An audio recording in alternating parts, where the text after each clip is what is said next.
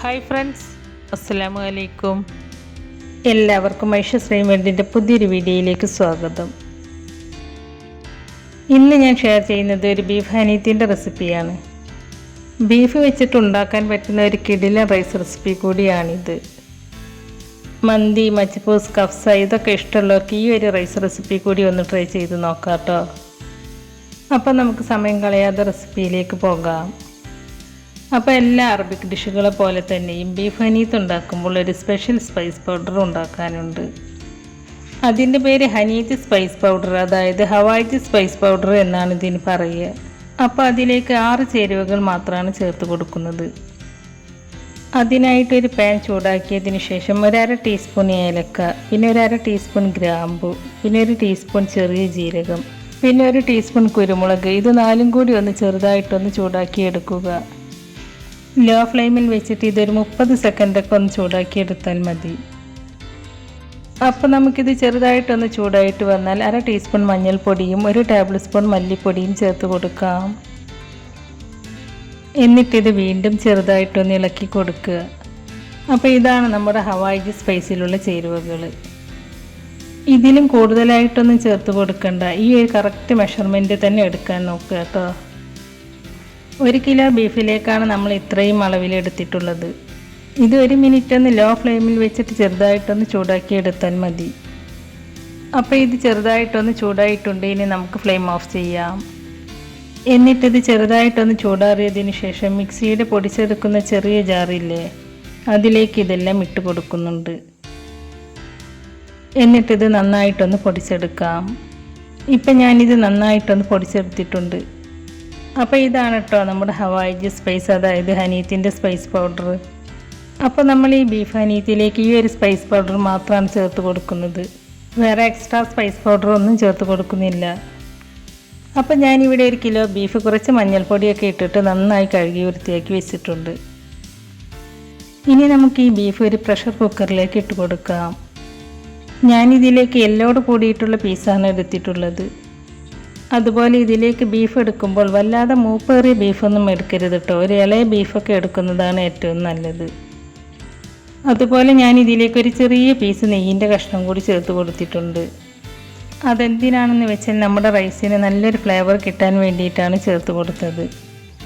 നമ്മളിതിലേക്ക് എക്സ്ട്രാ സ്റ്റോക്കൊന്നും ചേർക്കുന്നില്ല, അപ്പോൾ അതുകൊണ്ടാണ് ഒരു കഷ്ണം നെയ്യിൻ്റെ പീസ് ഇട്ട് കൊടുത്തത്. ഇത് ഓപ്ഷണലാണ്, നിങ്ങൾക്ക് വേണമെങ്കിൽ ചേർത്താൽ മതി. പിന്നെ നമ്മൾ പൊടിച്ച് വെച്ച ഹനീത്തിൻ്റെ സ്പൈസ് മുഴുവനായിട്ടും ഇതിലേക്ക് ചേർത്ത് കൊടുക്കാം. പിന്നെ ഈ ബീഫിലേക്ക് ആവശ്യമായ ഉപ്പ് ചേർത്ത് കൊടുക്കാം. പിന്നെ 1 ടീസ്പൂൺ വിനാഗിരി കൂടി ചേർത്ത് കൊടുക്കുന്നുണ്ട്. വിനാഗിരി ചേർത്ത് കൊടുക്കുന്നത് എന്തിനാണെന്ന് വെച്ചാൽ ബീഫ് പെട്ടെന്ന് കുക്കായി കിട്ടാൻ വേണ്ടിയിട്ടാണ്. പിന്നെ ഇതിലേക്ക് ഒരു 1.5 കപ്പ് വെള്ളം ഒഴിച്ച് കൊടുക്കുന്നുണ്ട്. നമ്മൾ സ്പൈസസ് പൊടിച്ചെടുത്ത മിക്സിയുടെ ജാറില്ലേ, അതിൽ കുറച്ച് വെള്ളം ഒഴിച്ചിട്ട് ആ വെള്ളമാണ് ഇതിലേക്ക് ഒഴിച്ച് കൊടുക്കുന്നത്. ഇനി അല്പം വെള്ളം കൂടിപ്പോയാലും കുഴപ്പമൊന്നുമില്ല കേട്ടോ, കാരണം ഈ ബീഫിൻ്റെ സ്റ്റോക്ക് ഉണ്ടല്ലോ, അത് വെച്ചിട്ടാണ് നമ്മൾ റൈസ് വേവിച്ചെടുക്കുന്നത്. അപ്പോഴാണ് ഈ ഒരു റൈസിന് നല്ലൊരു ഫ്ലേവറൊക്കെ വരിക കേട്ടോ. അതുപോലെ തന്നെ നമ്മൾ ഇതിലേക്ക് എടുക്കുന്ന ബീഫ് ഇളയ ബീഫായിരിക്കണം. വെള്ളം ഒഴിച്ച് കൊടുത്തതിന് ശേഷം നന്നായി മിക്സ് ചെയ്തിട്ട് കുക്കർ അടച്ച് വെച്ച് ഒരു മീഡിയം ഫ്ലെയിമിലിട്ട് ഒരു 5 വിസിൽ വരുന്നത് വരെ നമുക്കിത് കുക്ക് ചെയ്തെടുക്കാം. അപ്പോൾ നിങ്ങളെടുക്കുന്ന ബീഫിൻ്റെ വേവിനനുസരിച്ച് വേവിച്ചെടുക്കുക കേട്ടോ.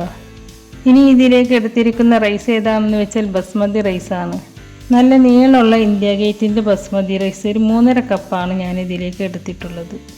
അപ്പോൾ അരി നന്നായിട്ട് കഴുകിയെടുത്ത് ഡ്രെയിൻ ചെയ്യാനായിട്ട് മാറ്റി വെക്കാം. പിന്നെ ഞാൻ ഇതിലേക്ക് 2 സവാളയും 2 തക്കാളിയും 1 ക്യാപ്സിക്കവും എടുത്തിട്ടുണ്ട്. ഇതെല്ലാം ഇതുപോലെ ചെറിയ പീസായി കട്ട് ചെയ്തെടുക്കുക. അപ്പോൾ നമ്മുടെ കുക്കർ 5 വിസിലിന് ശേഷം ഞാനിവിടെ ഫ്ലെയിം ഓഫ് ചെയ്ത് വെച്ചിട്ടുണ്ട്. ഇപ്പോൾ നമ്മുടെ കുക്കറിൻ്റെ പ്രഷറൊക്കെ പോയതിന് ശേഷമാണ് ഞാനിത് തുറന്ന് നോക്കുന്നത്. അപ്പോൾ ബീഫ് വെന്തതിന് ശേഷമാണ് കേട്ടോ ചോറ് റെഡിയാക്കുന്നത്. അപ്പോൾ ചോറ് റെഡിയാക്കുന്നതിൻ്റെ മുമ്പ് തന്നെ ബീഫ് വേവിച്ചെടുക്കണം കേട്ടോ. അപ്പോൾ ബീഫ് നന്നായിട്ട് കുക്കായി വന്നിട്ടുണ്ട്. ഇനി നമുക്കിതിൽ നിന്ന് ബീഫ് മാത്രമായിട്ട് ഒരു ബൗളിലേക്ക് മാറ്റി വെക്കാം. കാരണം ഈ ബീഫിൻ്റെ ഈ ഒരു സ്റ്റോക്ക് ഉണ്ടല്ലോ, അത് വെച്ചിട്ടാണ് നമ്മൾ റൈസ് വേവിച്ചെടുക്കുന്നത്. അപ്പോൾ ഞാൻ ഈ ഒരു ബീഫ് ഒരു ബൗളിലേക്ക് എടുത്ത് മാറ്റിയിട്ടുണ്ട്. അപ്പോൾ ഇത്രയും സ്റ്റോക്കാണ് കേട്ടോ നമുക്കിതിൽ നിന്ന് കിട്ടിയിട്ടുള്ളത്. ഇനി നമുക്കിതൊരു സൈഡിലേക്ക് മാറ്റി വെക്കാം. ഞാനിവിടെ ചോറ് റെഡിയാക്കാനായിട്ട് ഒരു പാത്രം അടുപ്പത്ത് വെച്ചിട്ടുണ്ട്. അതിലേക്ക് ഒരു 1/4 കപ്പ് സൺഫ്ലവർ ഓയിൽ ഒഴിച്ച് കൊടുക്കുന്നുണ്ട്. എണ്ണ ചൂടായിട്ട് വരുമ്പോൾ അതിലേക്ക് ഒരു 5-6 ഏലക്ക, കുറച്ച് ഗ്രാമ്പു, കുറച്ച് കുരുമുളകും ചേർത്ത് കൊടുക്കാം. കുരുമുളക് കുറച്ച് മാത്രം ചേർത്ത് കൊടുത്തിട്ടുള്ളൂ കേട്ടോ. ഇത് മൂന്നും കൂടി ചേർത്ത് കൊടുത്ത് ഒന്ന് ഇളക്കിയെടുത്തതിന് ശേഷം നമ്മൾ കട്ട് ചെയ്ത് വെച്ച് സവാള ചേർത്ത് കൊടുക്കാം. സവാള നന്നായിട്ടൊന്ന് സോഫ്റ്റ് ആയിക്കോട്ടെ. സവാള നമ്മൾ ഈ റൈസ് കഴിക്കുന്ന സമയത്ത് സവാള ഇതിൽ ചേർത്തിട്ടുണ്ട് എന്നൊന്നും തോന്നാൻ പാടില്ല. അപ്പോൾ സവാള നന്നായിട്ട് കുക്കായിട്ട് കിട്ടണം. സവാള മാത്രമല്ല ഇതിൽ ചേർത്ത് കൊടുക്കുന്ന ബാക്കിയെല്ലാം നന്നായിട്ട് കുക്ക് ചെയ്തെടുക്കണം. സവാള പെട്ടെന്ന് വഴന്നു വരാൻ വേണ്ടിയിട്ട് നമുക്കിതിലേക്ക് ആവശ്യമായ ഉപ്പ് ചേർത്ത് കൊടുക്കാം. ഉപ്പ് ചേർത്ത് കൊടുത്തതിന് ശേഷം സവാള നന്നായിട്ടൊന്ന് വഴറ്റിയെടുക്കുക. സവാള നന്നായിട്ട് വഴന്നു വന്നതിന് ശേഷം ഞാൻ ഇതിലേക്ക് കട്ട് ചെയ്ത് വെച്ച് തക്കാളി ചേർത്ത് കൊടുക്കുന്നുണ്ട്. തക്കാളി ചേർത്ത് കൊടുത്തതിന് ശേഷം തക്കാളി നന്നായിട്ടൊന്ന് വഴറ്റിയെടുക്കുക. തക്കാളി ഒന്ന് വഴന്നു വന്നതിന് ശേഷം ഞാൻ ഇതിലേക്ക് ഒരു ബ്ലാക്ക് ലെമൺ ഇതുപോലെ ഒരു ഹോളാക്കിയതിന് ശേഷം ഇതിലേക്ക് ഇട്ട് കൊടുക്കുന്നുണ്ട്. തക്കാളി നന്നായിട്ട് സോഫ്റ്റായിട്ട് വരട്ടെ. ഇപ്പോൾ തക്കാളി നന്നായിട്ട് സോഫ്റ്റായി വന്നിട്ടുണ്ട്. ഇനി നമുക്ക് കട്ട് ചെയ്ത് വെച്ച് ക്യാപ്സിക്കം ചേർത്ത് കൊടുക്കാം. ക്യാപ്സിക്കം ചേർത്ത് കൊടുത്തതിന് ശേഷവും നന്നായിട്ടൊന്ന് വഴറ്റിയെടുക്കുക. അപ്പോൾ ഇതെല്ലാം നന്നായിട്ട് വഴന്നു വരാൻ വേണ്ടിയിട്ട് ഞാനിത് അടച്ച് വെച്ചിട്ട് ലോ ഫ്ലെയിമിൽ വെച്ചിട്ട് ഇതൊന്ന് കുക്ക് ചെയ്തെടുക്കുന്നുണ്ട്. അപ്പോൾ ഇതെല്ലാം നന്നായിട്ട് സോഫ്റ്റായിട്ട് വന്നോട്ടെ. ഒരു 2 മിനിറ്റ് കുക്ക് ചെയ്തെടുക്കുമ്പോഴേക്കും ഇത് നന്നായിട്ട് സോഫ്റ്റായിട്ട് കിട്ടും. ഇപ്പോൾ നമ്മൾ ഇതിലേക്ക് ചേർത്ത് കൊടുത്ത ചേരുവകളൊക്കെ നന്നായിട്ട് സോഫ്റ്റായിട്ട് വെന്ത് കിട്ടിയിട്ടുണ്ട്. ഇനി നമുക്ക് ഈ സ്റ്റോക്ക് വാട്ടർ ഉണ്ടല്ലോ അതൊന്ന് അളന്നെടുക്കാം. നമ്മൾ ഈ ചോറ് വേവിച്ചെടുക്കുന്നത് വറ്റിച്ചെടുത്തിട്ടാണ്. അപ്പോൾ അതുകൊണ്ട് തന്നെ നമുക്കിതൊന്ന് അളന്നെടുക്കാം. ഞാനിപ്പോൾ അളന്നെടുത്തപ്പോൾ 1.5 കപ്പ് സ്റ്റോക്ക് വാട്ടർ ഉണ്ട്. ഞാൻ ഈ കപ്പിൽ 3.5 കപ്പ് അരിയാണ് എടുത്തിട്ടുള്ളത്. അപ്പോൾ നമുക്ക് അരി വേവാനായിട്ടുള്ള വെള്ളം വേണ്ടത് 3.5 കപ്പ് അരിക്ക് ഒരു 6.5 കപ്പ് വെള്ളമാണ് കേട്ടോ. Stock water 1.5 കപ്പുണ്ട്. അപ്പോൾ ബാക്കിയുള്ളത് നമുക്ക് വെള്ളം ചേർത്ത് കൊടുക്കാം. ഞാനിതിലേക്ക് 1.5 കപ്പ് സ്റ്റോക്ക് വാട്ടറും ബാക്കി 5 കപ്പ് വെള്ളവും ചേർത്ത് കൊടുത്തിട്ടുണ്ട്. ഇനി നമുക്കിത് അടച്ച് വെച്ച് നന്നായിട്ടൊന്ന് തിളപ്പിച്ചെടുക്കാം. ഇപ്പോൾ ഈ വെള്ളം നന്നായിട്ട് തിളച്ച് വന്നിട്ടുണ്ട്. പിന്നെ നമ്മൾ ഇന്ത്യ ഗേറ്റ് ബസ്മതി റൈസൊക്കെ എടുക്കുമ്പോൾ അതിലൊരു കപ്പ് അരിക്ക് 2 കപ്പ് വെള്ളമെന്നൊക്കെ ആയിരിക്കും കറക്റ്റ് മെഷർമെൻറ്റ് പറയുക. പക്ഷേ നമ്മൾ ടോട്ടൽ എടുക്കുമ്പോൾ അതായത് നമ്മളെടുത്ത 3.5 കപ്പ് അരിക്ക് 7 കപ്പ് വെള്ളമാണല്ലോ. അപ്പോൾ അതിലൊരു 1/2 കപ്പ് കുറച്ചെടുക്കുക കേട്ടോ. അങ്ങനെ എടുക്കുമ്പോൾ റൈസ് കുഴഞ്ഞു പോവാതെ കറക്റ്റ് വേവായിട്ട് കിട്ടും. അല്ലെങ്കിൽ വേവ് കൂടാനുള്ള ചാൻസ് ഉണ്ട്.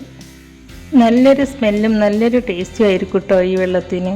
വെള്ളം നന്നായിട്ട് തിളച്ച് വന്നിട്ടുണ്ട്. ഇനി നമുക്ക് ഡ്രെയിൻ ചെയ്ത് വെച്ച റൈസ് ചേർത്ത് കൊടുക്കാം. റൈസിൽ വെള്ളം ഒട്ടും തന്നെ പാടില്ല കേട്ടോ. വെള്ളത്തോട് കൂടി ഇട്ട് കൊടുത്താൽ നമ്മുടെ റൈസിൻ്റെ വേവ് കൂടുതലാവും. അപ്പോൾ കറക്റ്റ് മെഷർമെൻറ്റിലുള്ള വെള്ളം തന്നെ എടുക്കുക. അതിപ്പോൾ കബ്സ, മജ്ബൂസ് ഇതൊക്കെ ഉണ്ടാക്കുമ്പോഴും ഇങ്ങനെ തന്നെയാണ് കേട്ടോ ചെയ്യേണ്ടത്. അരിയിട്ടതിന് ശേഷം ഈ റൈസ് ഒട്ടും ഒട്ടിപ്പിടിക്കാതെ കിട്ടാനായിട്ട് ഞാൻ ഇതിലേക്കൊരു 1/2 ചെറുനാരങ്ങയുടെ നീര് ചേർത്ത് കൊടുക്കുന്നുണ്ട്. പിന്നെ ഞാൻ ഇതിലേക്ക് ഉപ്പൊക്കെ ചേർത്ത് കൊടുത്തിട്ടുണ്ട് കേട്ടോ. അപ്പോൾ നിങ്ങളുടെ അളവിനനുസരിച്ച് ഉപ്പൊക്കെ ചേർത്ത് കൊടുക്കുക. അരിയിട്ട് കൊടുത്തതിന് ശേഷം നന്നായിട്ട് മിക്സ് ചെയ്തതിന് ശേഷം ഒരു ലോ ഫ്ലെയിമിൽ വെച്ച് നമുക്കിത് അടച്ച് വെച്ച് വേവിച്ചെടുക്കാം. അപ്പോൾ അതാ കുറച്ച് കഴിഞ്ഞപ്പോൾ ഞാനിതൊന്ന് തുറന്ന് നോക്കിയിട്ട് മിക്സ് ചെയ്ത് കൊടുക്കുന്നുണ്ട്. അപ്പോൾ അതാ ഈ അരി കുറച്ചുകൂടി വേവാനും ഇതിലെ വെള്ളമൊക്കെ കുറച്ചുകൂടി വറ്റി കിട്ടാനുമുണ്ട്. അപ്പോൾ ഇത് ചെറിയ ഫ്ലെയിമിൽ വെച്ചിട്ട് തന്നെ അടച്ച് വെച്ചിട്ട് ഇത് ഒന്നുകൂടി വേവിച്ചെടുക്കാം. അപ്പോൾ അതാ കുറച്ച് കഴിഞ്ഞപ്പോൾ ഒന്നുകൂടെ ഒന്ന് തുറന്ന് നോക്കിയപ്പോൾ നല്ല കറക്റ്റായിട്ട് വെന്ത് കിട്ടിയിട്ടുണ്ട്. ഈ റൈസ് അടിയിലൊന്നും പിടിക്കാതെ നല്ല കറക്റ്റായിട്ട് തന്നെ കിട്ടിയിട്ടുണ്ട്. അപ്പോൾ ഈ ഒരു സ്റ്റേജിൽ നമ്മൾ ഇളക്കി കൊടുക്കുന്ന സമയത്ത് ഒരുപാട് അങ്ങോട്ട് കുത്തി ഇളക്കി മിക്സ് ചെയ്യരുത്. അങ്ങനെ മിക്സ് ചെയ്യുമ്പോൾ റൈസ് പൊട്ടിപ്പോവാനുള്ള ചാൻസ് ഉണ്ട്. അപ്പോൾ അതുകൊണ്ട് തന്നെ പതുക്കെ വേണം മിക്സ് ചെയ്തെടുക്കാനായിട്ട്. അപ്പോൾ അതാ ഒന്നുകൂടെ ഒന്ന് മിക്സ് ചെയ്തതിന് ശേഷം ഞാനിത് വീണ്ടും അടച്ച് വെക്കുന്നുണ്ട്. ഫ്ലെയിം ഓഫ് ചെയ്തിട്ടാണ് കേട്ടോ അടച്ച് വെക്കുന്നത്. അപ്പോൾ നമ്മുടെ ചോറ് ഇവിടെ റെഡി ആയിട്ടുണ്ട്. അപ്പോൾ ഈ ചോറ് നന്നായിട്ടൊന്ന് സെറ്റാവാൻ വേണ്ടിയിട്ടാണ് കേട്ടോ ഫ്ലെയിം ഓഫ് ചെയ്തതിന് ശേഷം കുറച്ച് നേരം അടച്ച് വെക്കുന്നത്. ഇനി നമുക്കൊരു കടായി അടുപ്പത്ത് വെച്ച് അതിലേക്ക് കുറച്ച് സൺഫ്ലവർ ഓയിൽ ഒഴിച്ച് കൊടുക്കാം. എന്നിട്ട് നമ്മൾ നേരത്തെ കുക്ക് ചെയ്ത് വെച്ചിട്ടുള്ള ബീഫ് ഉണ്ടല്ലോ, അത് ഈ കടായിലേക്കൊന്ന് ചേർത്ത് കൊടുക്കാം. ഈ ബീഫ് ഒന്ന് റോസ്റ്റ് ചെയ്യാനുണ്ട്. നമ്മളിത് ഓവനിലാണ് വെക്കുന്നതെങ്കിൽ നല്ല സോഫ്റ്റ് ആൻഡ് ജ്യൂസി ആയിട്ടുള്ള ബീഫായിരിക്കും ഉണ്ടാവുക. ഞാനിതിപ്പോൾ കുക്കറിലാണല്ലോ ഉണ്ടാക്കിയത്, അപ്പോൾ റോസ്റ്റ് ചെയ്തെടുക്കാൻ വേണ്ടിയിട്ടാണ് ഈ കടായിലേക്ക് ചേർത്ത് കൊടുത്തിട്ടുള്ളത്. ഇനി ഞാൻ ഇതിലേക്ക് 1 ടേബിൾ സ്പൂൺ കുരുമുളക് പൊടി ചേർത്ത് കൊടുക്കുന്നുണ്ട്. ഇത് ഞാനിപ്പോൾ ഫ്രഷ് ആയിട്ട് പൊടിച്ചെടുത്ത കുരുമുളക് പൊടിയാണ് കേട്ടോ. അപ്പോൾ നിങ്ങൾ ഇതിലേക്ക് കുരുമുളക് പൊടി ചേർത്ത് കൊടുക്കുമ്പോൾ കുരുമുളക് എടുത്തിട്ട് ഫ്രഷ് ആയിട്ട് തന്നെ പൊടിച്ച് ചേർത്ത് കൊടുക്കുക കേട്ടോ. അപ്പോഴാണ് കൂടുതൽ ടേസ്റ്റ് ഉണ്ടാവുക. കുരുമുളക് പൊടി ചേർത്ത് കൊടുത്ത് നന്നായിട്ടൊന്ന് മിക്സ് ചെയ്തതിന് ശേഷം ചെറിയ ഫ്ലെയിമിലിട്ട് അടച്ച് വെച്ചിട്ട് ചെറുതായിട്ട് ഇതൊന്ന് കുക്ക് ചെയ്തെടുക്കുന്നുണ്ട്. ഇത് തുറന്ന് വെച്ചിട്ട് കുക്ക് ചെയ്താൽ ബീഫ് നന്നായിട്ട് ഡ്രൈ ആയി പോകും. അപ്പോൾ അടച്ച് വെച്ചിട്ട് വേണം ഇത് കുക്ക് ചെയ്തെടുക്കാനായിട്ട്. ബീഫ് കുക്കറിലിട്ട് വേവിച്ച സമയത്ത് തന്നെ നമ്മളിതിലേക്ക് ആവശ്യമായ ഉപ്പൊക്കെ ചേർത്തതുകൊണ്ട് പിന്നെ നമ്മളിതിലേക്ക് ഉപ്പൊന്നും ചേർത്ത് കൊടുക്കുന്നില്ല. കുറച്ച് കുരുമുളക് പൊടി തന്നെ ചേർത്ത് കൊടുക്കുന്നുള്ളൂ. കുരുമുളക് പൊടി ചേർത്ത് കൊടുക്കുമ്പോൾ ഈ ബീഫിന് നല്ലൊരു കളറായിരിക്കും ഉണ്ടാവുക. അപ്പോൾ ഇതാണ് നമ്മുടെ ബീഫ് ഹനീത്തിലെ ബീഫ് കേട്ടോ. നല്ല സോഫ്റ്റ് ആൻഡ് ജ്യൂസി ആയിട്ടുള്ളൊരു ബീഫാണിത്. ഇത് നന്നായിട്ട് കുക്കായി കിട്ടിയിട്ടുണ്ട്. അപ്പോൾ നമ്മുടെ ബീഫും റൈസും ഇവിടെ റെഡി ആയിട്ടുണ്ട്. ഇനി നമുക്ക് ഈ റൈസ് ഒന്ന് മിക്സ് ചെയ്തതിന് ശേഷം സെർവ് ചെയ്യാം. അപ്പോൾ റൈസ് നമ്മൾ ഈ ബീഫ് വേവിച്ച വെള്ളത്തിൽ തന്നെ വേവിച്ചെടുത്തുകൊണ്ട് ഈ റൈസിന് നല്ലൊരു ഫ്ലേവറാണ്. അതുപോലെ ബീഫ് ആ 6 സ്പൈസസ് മാത്രം ചേർത്ത് കൊടുത്തിട്ടുള്ളൂ എന്നൊന്നും പറയില്ല. അത്രയും നല്ല ടേസ്റ്റിലാണ് ബീഫൊക്കെ വന്നിട്ടുള്ളത്. അപ്പോൾ നമ്മുടെ ബീഫ് ഹനീത്ത് ഇവിടെ റെഡി ആയിട്ടുണ്ട്. നമുക്കിതൊരു പ്ലേറ്റിലേക്ക് സെർവ് ചെയ്യാം. അപ്പോൾ പ്ലേറ്റിലേക്ക് സെർവ് ചെയ്തതിന് ശേഷം ഇതിന് മുകളിലേക്ക് ബീഫ് റോസ്റ്റഡ് വെച്ച് കൊടുക്കാം. അതുപോലെ നമുക്കിതിലേക്ക് മന്തിയുടെ പോലെ തന്നെ ടൊമാറ്റോ ചട്നിയും മയോണൈസും തൈരും ഒക്കെ ഇതിലേക്കുള്ള സൈഡ് ഡിഷുകളാണ്. ടൊമാറ്റോ ചട്നിയും മയോണൈസും ഒക്കെ ഉണ്ടാക്കുന്നൊരു വീഡിയോ ഞാൻ മുമ്പ് പോസ്റ്റ് ചെയ്തിട്ടുണ്ട്. അപ്പോൾ അതിൻ്റെ ലിങ്ക് ഞാൻ ഡിസ്ക്രിപ്ഷനിൽ കൊടുക്കാം. അപ്പോൾ അത് കാണാത്തവരുണ്ടെങ്കിൽ ഒന്ന് പോയി കണ്ടു നോക്കൂ കേട്ടോ. അപ്പോൾ നിങ്ങളുടെ വീട്ടിൽ ബീഫൊക്കെ ഇരിപ്പുണ്ടെങ്കിൽ ഇതുപോലെ ഒന്ന് ട്രൈ ചെയ്ത് നോക്കൂ കേട്ടോ. നല്ല അടിപൊളി ടേസ്റ്റാണ് ഇതിന്. ബീഫ് കൊണ്ട് നമ്മൾ ബിരിയാണിയും മന്തിയൊക്കെ ഉണ്ടാക്കുന്നതിലും കൂടുതൽ ടേസ്റ്റാണ് ഇതുപോലെ ഉണ്ടാക്കുമ്പോൾ. ഇതൊരു യമനി ട്രഡീഷണൽ ഡിഷാണ്. അപ്പോൾ നമ്മുടെ ഇന്നത്തെ ഈ റെസിപ്പി എല്ലാവർക്കും ഇഷ്ടപ്പെടും എന്നുള്ളത് ഉറപ്പാണ്. അപ്പോൾ എല്ലാവരും ഇതുപോലെ ഒന്ന് ഉണ്ടാക്കി നോക്കിയിട്ട് അതിൻ്റെ ഫീഡ്ബാക്ക് നമ്മുടെ കമൻറ്റ് ബോക്സിൽ എഴുതി അറിയിക്കാനും മറക്കരുത്. നമ്മുടെ ഇന്നത്തെ റെസിപ്പി നിങ്ങൾക്ക് ഇഷ്ടമായിട്ടുണ്ടെങ്കിൽ ലൈക്ക് ചെയ്യാനും നിങ്ങളുടെ ഫ്രണ്ട്സിനും ഫാമിലിയിലേക്കൊക്കെ ഒന്ന് ഷെയർ ചെയ്ത് കൊടുക്കാനും അതുപോലെ നമ്മുടെ ചാനൽ സബ്സ്ക്രൈബ് ചെയ്യാതെ പുതുതായി ആരെങ്കിലും കാണുന്നവരുണ്ടെങ്കിൽ ഒന്ന് സബ്സ്ക്രൈബ് ചെയ്ത് സപ്പോർട്ട് ചെയ്യാനും മറക്കരുത്. സബ്സ്ക്രൈബ് ചെയ്യുമ്പോൾ കൂടെ കാണുന്ന ബെല്ലൈക്കണിൽ ക്ലിക്ക് ചെയ്ത് അതിൽ ആളെന്ന ഓപ്ഷൻ തന്നെ എനേബിൾ ചെയ്ത് വെക്കുകയാണെങ്കിൽ പുതിയ റെസിപ്പീസ് അപ്ലോഡ് ചെയ്യുമ്പോൾ അതിൻ്റെ നോട്ടിഫിക്കേഷൻ നിങ്ങൾക്ക് കിട്ടുന്നതാണ്. ഇൻഷാ അല്ലാഹ് പുതിയ റെസിപ്പീസുമായി വീണ്ടും വരാം. Thank you.